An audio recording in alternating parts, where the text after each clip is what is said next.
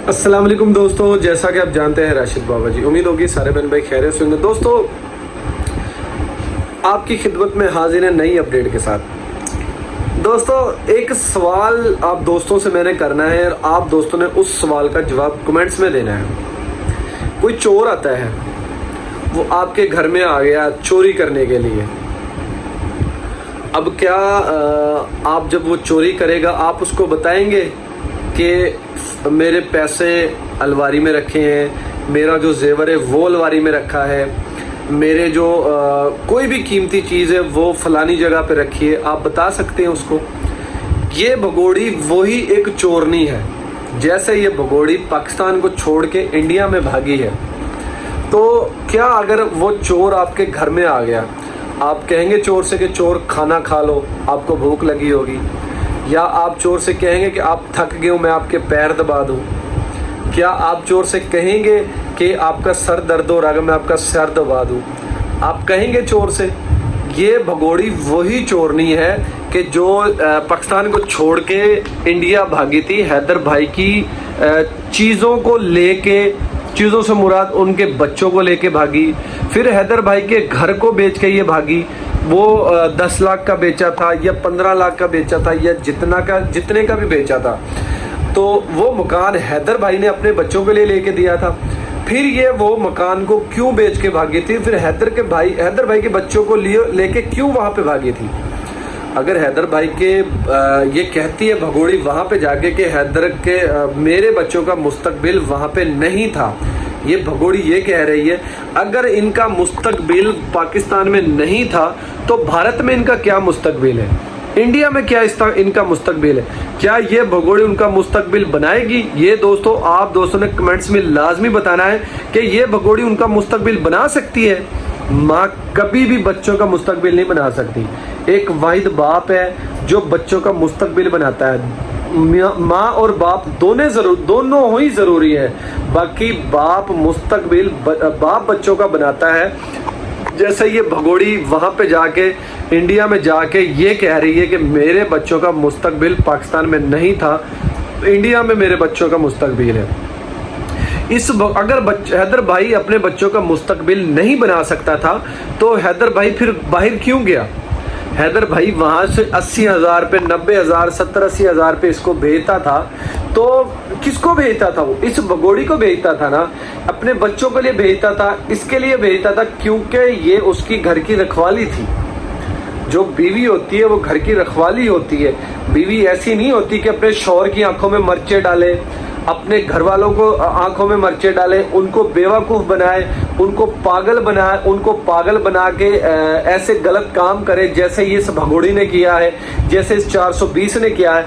क्या कोई औरत जो ख़ानदानी होती है ऐसे करती है जैसे इस भगोड़ी ने किया? हैदर भाई के साथ किया, हैदर भाई की फैमिली के साथ किया, अपनी फैमिली के साथ किया। जैसे ये शुरू से 15 साल से ये भागती आई है, आज 45 साल 50 साल की ये हो चुकी है और अभी तक ये भागती ही आई है। ये भगोड़ी, इस भगोड़ी को इतनी शर्म नहीं आई थी, इसकी इतनी गैरत नहीं जागी थी कि मैं घर से भाग रही हूँ, मेरे बहन भाइयों का क्या बनेगा, मेरे माँ बाप का क्या बनेगा, मेरे शौहर का क्या बनेगा, मेरे जो रिश्तेदार हैं उनका क्या बनेगा, उनकी बेइज्जती होगी कि नहीं होगी? ऐसी जलील औरत की तो कोई इज्जत थी नहीं, क्यों? और ये अपने सारे घर वालों को भी बदनाम करवा गई। ऐसी औरत को समाज में जीने का कोई हक नहीं है दोस्तों। इसको सख्त से सख्त सजा होनी चाहिए और इसको सख्त से सख्त सजा से मुराद इसको फांसी होनी चाहिए। ऐसी औरत को एक चौराहे पे लटका के फांसी दे देनी चाहिए, ऐसी भगोड़ी को, ऐसी 420 औरत को। और इसके साथ ही इसी कांड में एपी सिंह, नेत्रपाल और मरा हुआ चूहा काला कौवा, वो भी इसी कांड में शामिल थे। जैसे वो एपी सिंह इसको गुमराह करता रहा था कि मैं तुम्हारा वकील हूँ, मैं तुम्हारे केस सारा लड़ूंगा, तो दोस्तों वो इसका वकील नहीं था। जैसे हम हर वीडियो में ये जिक्र करते हैं कि ये भगोड़ी का वकील नहीं था।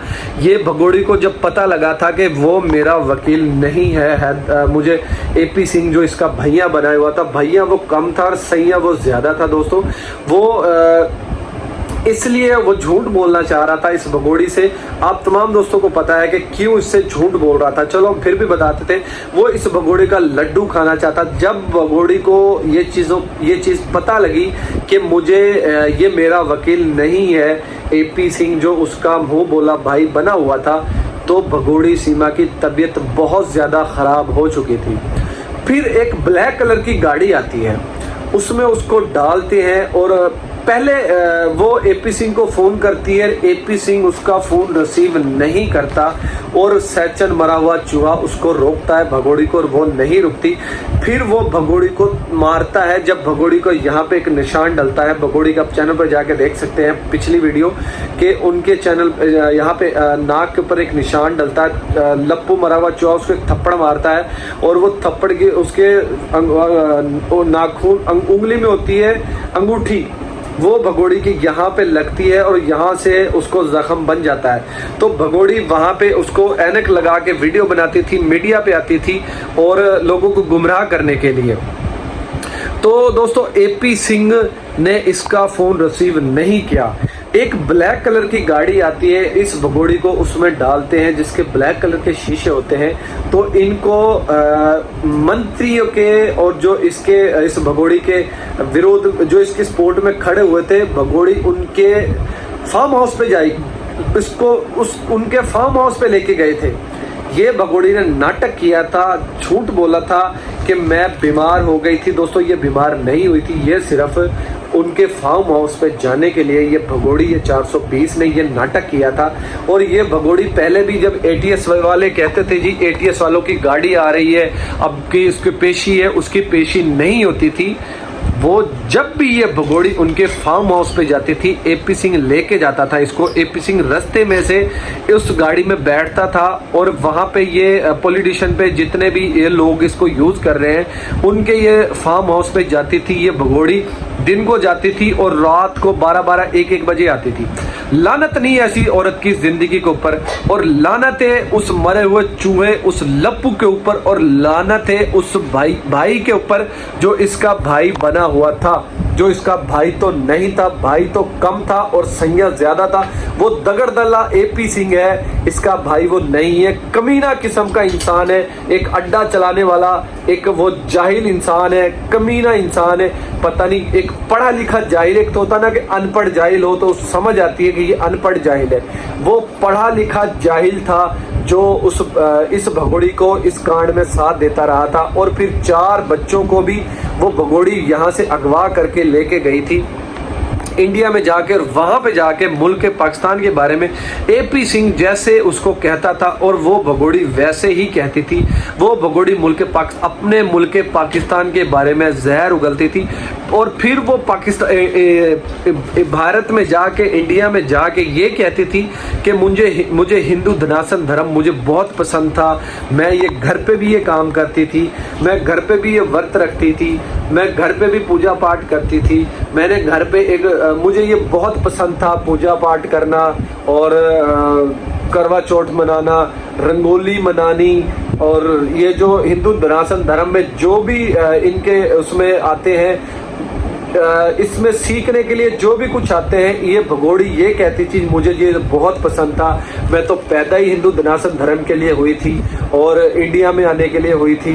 तो पाकिस्तान में क्यों थी तुम? जब छोटी भागी थी पहली दफा तो आप फिर ही भगोड़ी पाकिस्तान छोड़ के इंडिया भाग जाती। अब आप जब मरने वाली हो चुकी हो, आपके सर सारा चिट्टा हो चुका है, आपकी टांगे जो कब्र में जा रही हैं, अब आप ये कह रही हैं कि जी मैं तो पाकिस्तान में, मैं तो भारत के लिए बनी थी, इंडिया के लिए बनी थी और हिंदू धनासन धर्म के लिए बनी थी। तो फिर ये पाकिस्तान में इतनी देर क्यों रही थी? फिर जब इसको ये पता था तो ये पहले ही भाग जाती उधर उस मरे हुए चूहे के साथ, उस लप्पू के साथ, उस काले कौवे के साथ जो इसको अनलीगल तरीके से यहाँ इसको बॉर्डर क्रॉस करवाया था इस भगोड़ी ने। और ये वहाँ पे दुबई में एक कमरा भी था जहाँ पे इन्होंने रेंट पे कमरा लिया हुआ था, जहाँ पे ये भगोड़ी और ये मरा हुआ चूहा, ये सैचन मरा हुआ लप्पू काला कौवा जो जहाँ पे ये जाके रहते थे, और ये 4 बच्चों को अगवा करके लेके गई। इस भगोड़ी ने जाना था तो ये चली जाती, इससे फ़र्क नहीं पड़ता था। ये सिर्फ हैदर भाई के जो बच्चे हैं, इसको चाहिए था कि मैं उन बच्चों को यहाँ पे छोड़ के जाऊँ। चलो जी, मानते हैं ये लप्पू के प्यार के लिए गई है। अगर ये लप्पू के प्यार के लिए ये गई है तो फिर ये सोशल मीडिया पे क्यों मशहूरी बन रही है?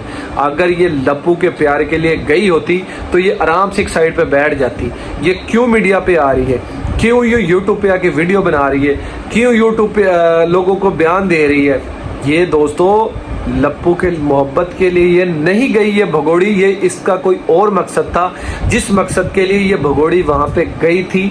और जो इस भगोड़ी का उनका पॉलिटिशियन में जो ये लोग खड़े हुए हैं, उनकी मजबूरी है इस टाइम इस भगोड़ी का साथ देना।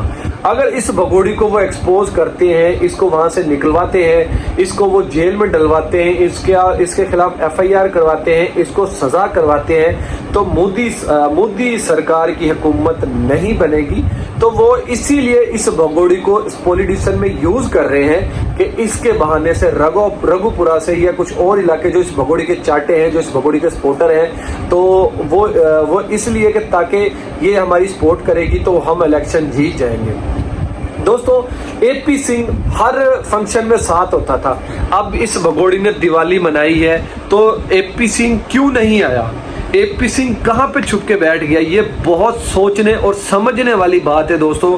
अगर आप दिमाग से काम लेंगे तो आपका दिमाग काम करेगा कि वो AP सिंह कहाँ पे है, AP सिंह क्यों नहीं आ रहा, AP सिंह कहाँ पे छुप के बैठ गया, AP सिंह क्यों भगोड़ी से दूर जा रहा है। AP सिंह ने हाथ खड़े कर लिए हैं। AP सिंह को पता लग गया है कि मैं इस भगोड़ी से वो जितना दूर रहेगा उतना उसके लिए बेहतर रहेगा, उसकी फैमिली के लिए बेहतर रहेगा, क्योंकि अब इसकी पूंगी नहीं, इसका ढोल बजने वाला है इस भगोड़ी का। और जो इस भगोड़ी की विरोध में सपोर्ट में खड़े हुए हैं, उन सब का ढोल बजने वाला है।